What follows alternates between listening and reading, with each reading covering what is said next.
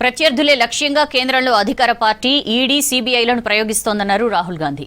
Vote చోరీపై ఆధారాలు చూపించినా చర్యలు ఎందుకు చేపట్టడం లేదని ప్రశ్నించారు. రాహుల్ నిజాలు మాట్లాడితే బీజేపీ జీర్ణించుకోలేకపోతోందని మండిపడ్డారు. అటు ఉపాధి హామీ పేరు మార్పు వెనుక కుట్ర ఉందన్నారు కాంగ్రెస్ నేతలు.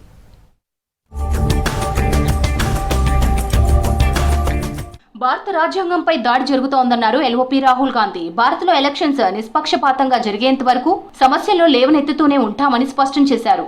హర్యానా ఓటర్ల జాబితాలో నకిలీ ఎంట్రీలు సహా అక్రమాలపై ఈసీ వివరణ కోరినా స్పందించలేదని చెప్పారు. కేంద్రంలో అధికారంలో ఉన్న బీజేపీ తన ప్రత్యర్థులే లక్ష్యంగా ఈడీ సీబీఐలను ఉపయోగిస్తుందని తెలిపారు. జర్మనీలో పర్యటిస్తున్న రాహుల్ బెర్లిన్లోని హెర్టీ స్కూల్లో జరిగిన కార్యక్రమంలో మాట్లాడారు. It's a deeper battle now than simply elections.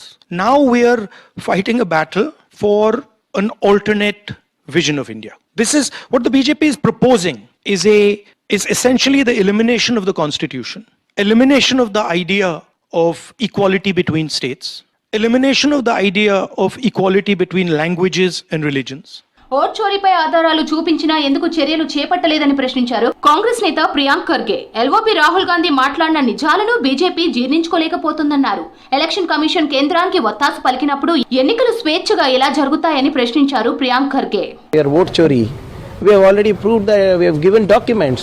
Still the election commission turns a blind eye to it. The election commission is become a puppet of the ruling government.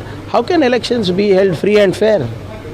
What has the election commission ever come out and clarified on the documents provided by Mr. Gandhi? Aravalli పర్వతాల పరిరక్షణపై సుప్రీంకోర్టులో petition వేస్తామన్నారు Congress నేత జయరాం రమేష్.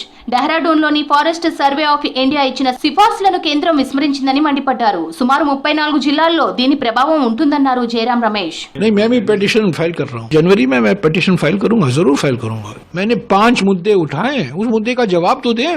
और एक और बात मैं कहूँ, forest survey of India supreme court में जो एफिडेविट मंत्रालय से और दिया गया है वो फॉरेस्ट सर्वे ऑफ इंडिया के सिफारिशों के बिल्कुल विपरीत है.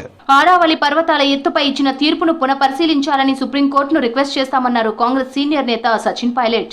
ఆరావళి పర్వతాలకు రక్షణ కల్పించాలి, జీవ వైవిధ్యాన్ని పరిరక్షించాలని డిమాండ్ చేశారు. ఈ నెల 26న జైపూర్లో విద్యార్థి సంఘం ఆధ్వర్యంలో నిరసన తెలియజేస్తామని చెప్పారు సచిన్ పైలట్. हमारे बायोडाइवर्सिटी है, हमारा पूरा इकोलॉजी डिस्टर्ब हो जाएगा और अरावली से पूरे एनसीआर को प्रोटेक्शन मिलता है और ये आज से नहीं मिल रहा है, सैकड़ों सालों से मिल रहा है.